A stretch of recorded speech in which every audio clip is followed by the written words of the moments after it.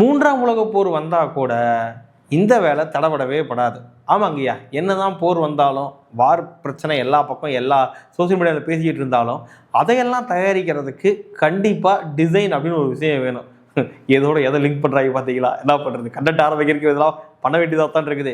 ஆமாங்க, நீங்கள் ஒரு மெக்கானிக்கல் டிசைன் இன்ஜினியர் ஆகணும் அப்படின்னா உங்களுக்கு என்னென்ன ஸ்கில்லெல்லாம் வேணும், எதெல்லாம் இருந்துச்சுன்னா நீங்கள் ஈஸியாக டிசைனியர் ஆக முடியும் அப்படிங்கிறத தான் இந்த வீடியோவில் சொல்கிறேன். ஆக்சுவலாக இந்த வீடியோவில் சொன்ன எந்த விஷயங்களும் இது வரைக்கும் நீங்கள் எங்கேயுமே பார்த்துருக்க முடியாது, கேள்விப்பட்டிருக்கவும் முடியாது. ஸோ இந்த வீடியோ ஸ்கிப் பண்ணாமல் ஃபுல்லாக பாருங்கள்.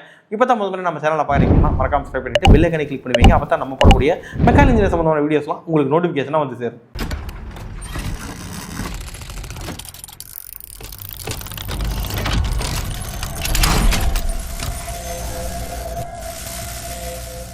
வெல்கம் ஃப்ரெண்ட்ஸ், உங்கள் கேகே இம்மியத்திலிருந்து. எதோட எதை கோர்க்குறாங்கன்னு பார்த்தீங்க அப்படிங்கிற மாதிரி வந்தீங்கன்னா சம்மந்தம் இல்லாமல் எல்லாத்தையும் சம்மந்தப்படுத்துறதா எங்களுக்கு வேலையாக போச்சு. சம்மந்தம் எல்லாம் பேசிட்டு இருக்கீங்க. சம்மந்தம் பாடவும் செய்வேன். சேலையில வீடு கட்டவா நீங்க பண்ணி நானும் பண்ணுவேன். ஐயா, ரொம்ப சிம்பிள். என்னதான் இருந்தாலும் பொதுவாக மெக்கானிக்கல் இன்ஜினியர் இன்னைக்கு வந்து பார்த்தீங்கன்னா ஒரு 90% மெக்கானிக்கல் இன்ஜினியர்ஸ் ஒரு ஒயிட் ஸ்காலர் ஜாப்ல போகணும்னு ஆசைப்படுறான். அதுவும் டிசைன் இன்ஜினியர் ஜாப்புக்கு வந்து கொஞ்சம் மவுஸ் ஜாஸ்தின்னு சொல்லலாம். ஏன்டா அப்படின்னு கேட்டோம்னா, சார் ஐடிக்கு ஈக்குவலா இதுதான் நம்ம ஃபீல்ட்ல இருக்குது, அதனால போறோம் அப்படிங்கிறாங்க. இதுவும் உங்களுக்கு ஒரே பிராண்ட். பட் அப்படி இல்லைங்க, இது தவிர்த்து நிறைய ஃபீல்டெல்லாம் இருக்குது. அதெல்லாம் நம்ம பின்னாடி வர வீடியோவில் பார்ப்போம். ஆனால் இன்னைக்கு இதில் நம்ம என்ன சொல்ல போகிறோம், என்ன பார்க்க போகிறோம்னா, ஒரு மெக்கானிக்கல் டிசைன் இன்ஜினியர் ஆகிறதுக்கு ஒருத்தருக்கு என்னென்ன ஸ்கில்லெல்லாம் வேணும்னு. ஜென்ரலாக இதெல்லாம் நான் ஒரு குரூப்லேயோ இல்லை ஒரு இன்டர்வியூக்கு வர மக்கள்கிட்ட கேட்கும்போது அவங்க சொல்கிறது என்னன்னா, சார் ஆட்டோகேட், சாலிட் ஒர்க்ஸ், கிரியோ, கேட்டியா, ஆன்சிஸ், ஹைப்பர்மிஷ் இதெல்லாம் தெரிஞ்சுச்சுன்னா போதும் சார் அப்படிங்கிறதான் எல்லாருமே சொல்கிறாங்க. இதெல்லாம் சாஃப்ட்வேர் ஓகே, இதெல்லாம் தெரியணும் தான். ஆனால் இது மட்டும் தெரிஞ்சால் உங்களுக்கு போதுமா, ஃபீல்டுக்குள்ளே வேலை கிடைக்குமானா எந்த பயனும் இல்லை, அப்படிதான் சொல்லணும். அப்போ என்னன்னா, ஒரு மெக்கானிக்கல் டிசைன் இன்ஜினியர் ஆகணும்னா உங்களுக்கு கம்பெனிக்குள்ள என்ன வேலை கொடுக்குறாங்க அப்படிங்கிறத தெரிஞ்சுக்கணும்.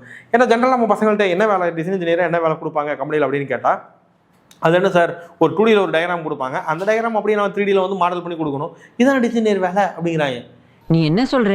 என்னடா சொல்கிறேன், இப்படி ஒரு வேலையா? சரி அப்படின்னா அந்த டிராயிங்கை வந்து பிரிண்ட் அவுட் எடுத்து கொடுத்தாங்க இல்லையா, அந்த டிராயிங் யார் வரைஞ்சிருப்பா? அது கம்பெனிக்காரங்க வரைஞ்சிருப்பாங்க. சரி, கம்பெனிக்காரங்களாம் யார் வரைஞ்சிருப்பாங்க? அது ஒரு டிசைன் இன்ஜினியர் தான் வரைஞ்சிருப்பாரு. அவர் 2Dயில் வரைஞ்சிருப்பாரு. அவருக்கு டேட்டா எப்படி கிடச்சிருக்கும்? அவர் இது எடுத்து எப்படியோ போட்டிருப்பார் சார். ஓகே, ஆல்ரெடி 2Dலேயே ஏதோ ஒரு ஆட்டோகேட்லேயே வரைஞ்ச ஒரு படத்தை ஈஸியாக 3D மாற்றணும்னா அதை வச்சே மாற்றிடலாம்ல. அதை உங்கள்கிட்ட பிரிண்ட் அவுட் எடுத்து கொடுத்து அதை திருப்பி உங்களை வரைய சொல்லுவாங்களா? என்னங்கய்யா, என்ன இதுக்கு பருத்தி மூட்டை பேசாமல் குடோன்லேயே இருக்கலாமே. அந்த மாதிரி வந்து பார்த்தீங்கன்னா இது இப்படி தான் நம்ம நினச்சிக்கிட்டு இருக்கோம். பட் இண்டஸ்ட்ரி வந்து பார்த்தீங்கன்னா ரெக்யர்மெண்ட்டே வேறு. ஏன்னா நீங்கள் டெஸ்ட் எழுதுகிற டெஸ்ட் அப்படி தான் இருக்கும், ஒரு இன்டர்வியூ போனீங்கன்னா உங்களுக்கு அப்படி தான் வைப்பாங்க. அதெல்லாம் நினச்சிக்கிட்டு மக்கள் நினச்சிக்கிறாங்கன்னா, ஒரு பேப்பரில் டிராயிங் கொடுப்பாங்க, அதை கம்ப்யூட்டரில் மாற்றுறது தான் ஒரு டிசைனரோட வேலைன்னு நினைக்கிறாங்க. ஐயா, தெளிவாக புரிஞ்சுக்குங்க, டிசைன் இன்ஜினியர் அப்படிங்கிறது ஒரு பொருள் உருவாகிறதுக்கு முன்னாடியே இது இப்படித்தான் இருக்கணும் அப்படின்னு டிசைட் பண்ணுறவர் தான் டிசைன் இன்ஜினியரை தவிர இந்த கிராஃபிக் டிசைன் மாதிரி படம் வரைகிறது இல்லை. நான் நினைச்சா என் பவர்ஸ் எல்லாம் யூஸ் பண்ணி ஒரு புது உலகத்தையும் கண்ணு முன்னாடி படைக்க முடியும்டா. படம் வரைகிறது பேர் ஆர்டிஸ்ட்டு. அதை வந்து நீங்கள் சாஃப்ட்வேரில் வந்தாலும் ஆர்டிஸ்ட் தான். ஆனால் இந்த மெக்கானிக்கல் டிசைன் இன்ஜினியராக நீங்கள் மாறிட்டீங்கன்னா நீங்கள் மாடல் பண்ண ஒரு ப்ராடக்ட்டு ஒரிஜினலாகவே ரியலாகவே உருவாகும். ஒரு ப்ராடக்டை ரியல் டைம் ப்ராடக்டாக நீங்கள் அதை உருவாக்க முடியும். ஸோ அதுதான் டிசைன் இன்ஜினியரோட வேலை. அப்போ இந்த மாதிரி ஒரு ரோலுக்கு போகணுன்னா ஒரு மெக்கானிக்கல் இன்ஜினியருக்கு என்னெல்லாம் தெரிஞ்சிருக்கணும் அப்படின்னு பார்த்தீங்கன்னா, யூனிட் கன்வர்ஷன்ஸ் ஏன் தெரியணும் அப்படின்னு ஒன்று இருக்குது. ஐயா, யூனிட் கன்வர்ஷனுங்கிறது வந்து பார்த்தீங்கன்னா, இப்போ வந்து ஃபீட்டில் கொடுப்பாங்க. சில கஸ்டமர்லாம் வந்து பார்த்தீங்கன்னா ஃபீட்டில் தான் அளவு சொல்லுவாங்க. 10க்கு 10 ரூமு, இந்த ரூமுக்குள்ள வந்து நம்ம மிஷின் வரணும், அது தமிழ் டைமென்ஷன் போடுங்க அப்படின்னா, இப்போ 10க்கு 10 அப்படின்னு சொன்னது அவர் ஃபீட்டில் சொல்லியிருக்காரு. இப்போ ஃபீட்டில் இருக்கிறத எம்எம் மாற்றினா தான் நீங்கள் டிராயிங் வரைய முடியும். அப்போது ஒரு ஃபீட்டுக்கு எத்தனை எம்எம் அப்படிங்கிறது உங்களுக்கு தெரியணும். யாருக்காவது தெரிஞ்சிச்சுன்னா 1 ஃபீட்டுக்கு எத்தனை எம்எம் அப்படின்னு தெரிஞ்சுன்னா கீழே வந்து கமெண்ட்டில் சொல்லுங்கள் பார்ப்போம். கமெண்ட் போகிறதுக்கே சில பேத்துக்கு போல நேரம் இருக்க முடியுது, என்ன பண்ணுறது. எனக்கு நிறைய வேலை இருக்கு, நான் ரொம்ப பிஸி. ஸோ அது வந்து பார்த்தீங்கன்னா ஒரு ஃபீட்டுக்கு வந்து பார்த்தீங்கன்னா 304.8 mm இருக்கும். அப்போ இது தெரிஞ்சுச்சுன்னா தான் நீங்கள் கன்வெர்ட் பண்ண முடியும். அப்போ இந்த யூனிட் கன்வர்ஷன் ஒரு டிசைனருக்கு ரொம்ப ரொம்ப முக்கியம். அடுத்து வந்து பார்த்தீங்க அப்படின்னா ஃபார்முலாஸ், கால்குலேஷன்ஸ் நிறைய இடத்துல ரெக்யர்மெண்ட் மட்டும் தான் கொடுப்பாங்க. தம்பி, எனக்கு 30,000 லிட்டர் கெப்பாசிட்டி பிடிக்கிற மாதிரி இந்த பால்லாம் எடுத்துகிட்டு போகிறதுக்கு ஒரு டேங்க் செய்யணும், நம்ம லாரியில் வச்சு கொண்டு போகிற மாதிரி அந்த டேங்க் செஞ்சு கொடுங்க அப்படின்னு கேட்டால் நீங்கள் தான் செய்யணும். 30,000 லிட்டருங்கிறத மட்டும் தான் உங்கள்கிட்ட கொடுப்பாங்க. 30,000 லிட்டருக்கு அப்போ என்ன டயாமீட்டர் வைக்கணும், என்ன லென்த் வைக்கணும், இதையெல்லாம் யார் டிசைட் பண்ணுறது? நீங்கள் தான் பண்ணணும். எப்படி பண்ணுவீங்க? அதுக்கு கால்குலேஷன்ஸ் போடணும், அதுக்கு ஃபார்முலாஸ் தெரியணும். அதனால தான் அந்த கால்குலேஷன்ஸ் அண்ட் ஃபார்முலா. அடுத்து ஃப்ரீ ஹேண்ட் ஸ்கெட்ச். ஐயா ஃப்ரீ ஹேண்ட் ஸ்கெட்ச்னா ஒரு படம் இருக்குதுன்னா, ஒரு ஆப்ஜெக்ட் இருக்குன்னா அந்த ஆப்ஜெக்ட்டை பார்த்து அதோடைய front view, top view, side view எப்படி இருக்கும் அப்படிங்கிறத வந்து நீங்கள் கையில் வரையணும். இதை நீங்கள் வரையணும்னாவே உங்களுக்கு ஆங்குலர் ப்ரொஜெக்ஷன் ஒன்று தெரியணும். என்னங்க எனக்கு ஒண்ணுமே புரியல. இதெல்லாம் நீங்கள் காலேஜில் படித்தது தான், புதுசாலாம் எதையும் நான் சொல்லலை. காலேஜில் நீங்கள் படிச்சிருந்தீங்கன்னா இப்போ யாவும் வந்துச்சுன்னா சூப்பருங்கயா. ஓகே, ஸோ இப்போ ஆங்குலர் ப்ரொஜெக்ஷன் இதெல்லாம் தெரிஞ்சிருந்தால் தான் நீங்கள் ஃப்ரீ ஹேண்ட் ஸ்கெட்ச் போட முடியும். அந்த ஃப்ரீ ஹேண்ட் ஸ்கெட்சை வச்சு தான் நீங்கள் 3D மாடல் ஈஸியாக டெவலப் பண்ண முடியாது. அதில் தான் டைமென்ஷன்ஸ்லாம் மார்க் பண்ணணும். அப்போ டைமென்ஷன்ஸ் எப்படி நம்ம மார்க் பண்ணணும் அப்படிங்கிற கதை இருக்குது. அதுக்கு ஸ்டாண்டர்ட் ரூல்ஸ் இருக்குது, அதை நீங்கள் ஃபாலோ பண்ணணும். அடுத்து நீங்கள் ஒரு 100 mm இருக்குன்னா 100 mm டிராயிங்கில் மென்ஷன் பண்ணால் அது அப்படியே மேனுஃபேக்சர் ஆகுமானா ஆகாது. கண்டிப்பாக பண்ண முடியாது, ரியல் டைமில் பாசிபிள் கிடையாது. அப்போது டாலரன்ஸ் அப்படின்னு ஒன்று இருக்குது. அப்போ டாலரன்ஸ் எதை பேஸ் பண்ணி கொடுப்பாங்க? லிமிட்டை பேஸ் பண்ணி கொடுப்பீங்க, ஃபிட்டை பேஸ் பண்ணி கொடுப்பீங்க. அப்போ லிமிட், ஃபிட் அண்ட் டாலரன்ஸை பற்றி உங்களுக்கு தெரியணும்.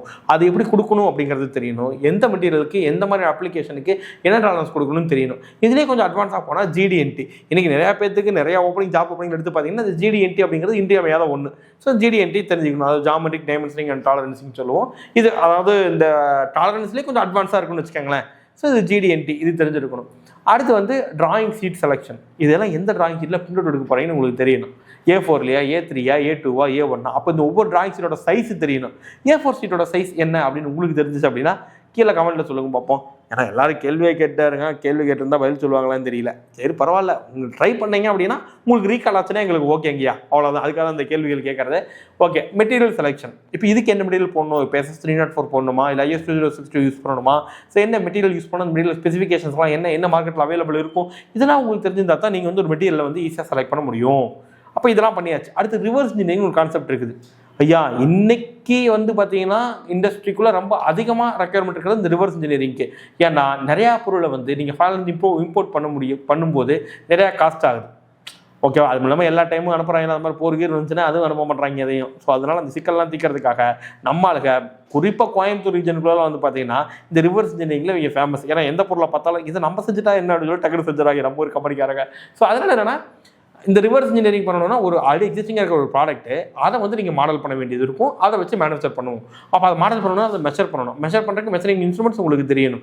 வெர்னியரு, மைக்ரோமீட்ரு, அண்ட் தென் ரேடியஸ் கேஜ், இந்த மாதிரிலாம் இருக்குது. ஸோ இதெல்லாமே உங்களுக்கு தெரிஞ்சிருச்சு அப்படின்னா நீங்கள் ஈஸியாக ஒரு டிராயிங் வரைய முடியும். பட் இன்னமும் என்னென்னா இப்போ இன்றைக்கெல்லாம் 3D ஸ்கேனர்ஸ் இருக்குது. ஜஸ்ட் ஸ்கேன் பண்ணி உங்களுக்கு ஃபைல் கொடுத்துருவாங்க. அந்த ஃபைலை வச்சு நீங்கள் 3D மாடல் டெவலப் பண்ண வேண்டியது இருக்கும். ஸோ இது எல்லாமே தெரிஞ்சிருக்கணும். இது கூட சாஃப்ட்வேரும் உங்களுக்கு தெரியணும். மினிமம் இன்னைக்கு லெவலில் AutoCAD, SolidWorks உங்களுக்கு தெரிஞ்சிருந்தாலே போதும். சார் கேட்டையா படிச்சிருக்கேன், வேலை கிடைக்குமாண்ணா? ஐயா கேட்டையா படித்து ஃப்ரெஷருக்கு வேலை நாங்களும் தேடிட்டு தான் இருக்கிறோம். யாருக்காவது கிடச்சிச்சுன்னா எங்கேயாச்சும் இருந்துச்சுன்னா சொல்லுங்கள், நம்ம மக்களுக்கெல்லாம் உதவிகரமாக இருப்போம் அப்படின்னு நாங்களும் ட்ரை பண்ணுறோம். எங்களுக்கு எங்கேயும் இல்லை. உங்களுக்கு எங்கேயாவது தெரிஞ்சிச்சுன்னா ஃப்ரெஷராக இந்த மாதிரி கேட்டையா கிரியோ முடிச்சவங்க ஃப்ரெஷர் கேட்டாங்கன்னா சொல்லுங்கள்.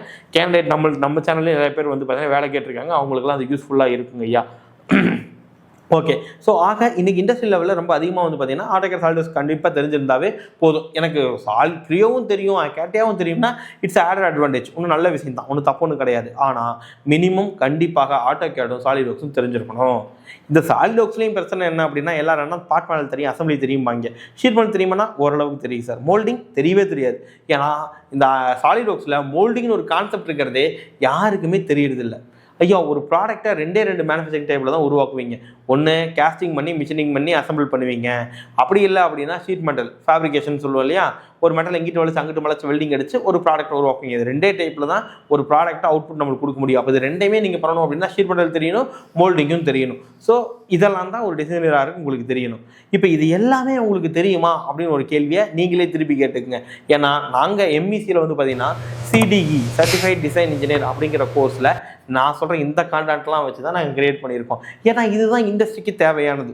இங்கே நாங்கள் சொல்லிக் கொடுக்குறது வந்து பார்த்தீங்கன்னா கிட்டத்தட்ட ஒரு 50 நாள் ட்ரைனிங் டியூரேஷன் இருக்குது. இந்த 50 நாளில் உங்களுக்கு நான் சொன்ன இந்த தியரிட்டிக்கல் ப்ளஸ் சாஃப்ட்வேர் இது எப்படி போடணும், அந்த ப்ராக்டிக்கலாகவும் இருக்கும். இண்டஸ்ட்ரியல் விசிட்டும் நம்ம கூட்டிகிட்டு போவோம். வெளியூர்லேருந்து வர்றவங்களுக்கு வந்து அக்கமடேஷன் இங்கே ஃப்ரீயாக கொடுக்குறோம்.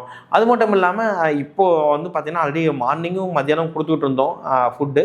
பட் இப்போ மார்னிங் ஸ்டாப் பண்ணி ஆஃப்டர்நூன் மட்டும்தான், லஞ்ச் மட்டும் தான் நாங்கள் ப்ரொவைட் பண்ண போகிறோம் ஃப்ரம் நெக்ஸ்ட் மந்த் ஆன்வர்ட்ஸ். அதாவது நம்ம ஏப்ரல்லேருந்து வந்து பார்த்தீங்கன்னா மார்னிங் ஆஃப்டர்நூன் லஞ்ச் மட்டும் நம்ம ப்ரொவைட் பண்ணுறோம். ஸோ இது எல்லாமே கொடுத்து உங்களுக்கு ஜாப் பிளேஸ்மெண்ட்டும் பண்ணி கொடுக்கறது நாங்கள் பண்ணுறோங்கய்யா. இப்போ இதில் சிக்கல் என்ன அப்படின்னா, நிறைய பேர் கேட்கறது, சார் ஒரு ஃப்ரெஷருக்கு வந்து எடுத்த உடனே 15,000 தான் சம்பளம் கொடுக்குறாங்க, கோர்ஸ் படித்தாலும் அவ்வளோதான் கொடுப்பாங்களா? நான் ப்ரொடக்ஷனில் போயிட்டு இருந்தப்போ 22,000 25,000 சம்பளம் வாங்கிட்டு இருந்தேன், நான் டிசைனில் போகலான்னு ஆசைப்பட்டு வந்தால் திருப்பி இங்கே 15,000 18,000 தான் சம்பளம் தர்றாங்களே அப்படின்னு கேட்டிங்கன்னா, ஆமாங்கய்யா, இண்டஸ்ட்ரி வந்து எடுத்த உடனே நிறைய பேருக்கு நிறையா சம்பளம் கொடுக்கறது இல்லை, நாங்களும் அதுக்காக போராடிட்டு இருக்கோம்.